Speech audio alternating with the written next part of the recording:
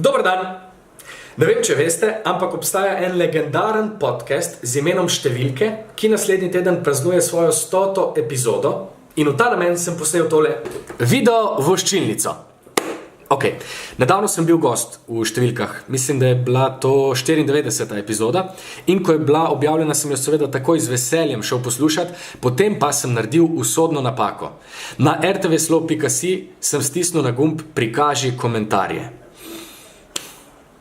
Ne tega delati. Seveda jim je šlo v nos moje učenje števila pi.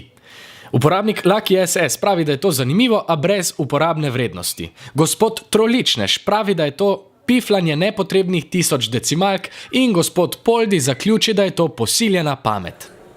In ugotovil sem, da imajo vsi te ljudje v bistvu prav. Popolnoma neuporabno in brez veze je učenje tolikih decimalk števila pi na pamet. Zato sem zdaj sprejel dokončno odločitev, da preneham z učenjem števila pi. Zdaj sem se začel učiti število e.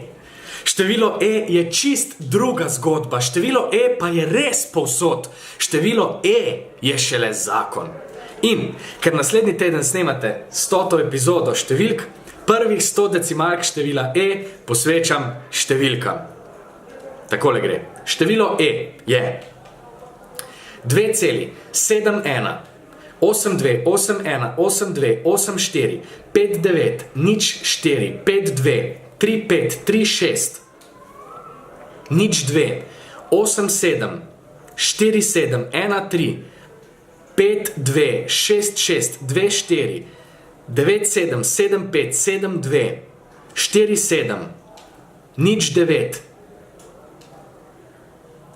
36 99 95 95 74 96 69 67 62 77 24 07 66 30 35 35 47 59 45 71 38 21 78 52 51 66 4-2, 7-4.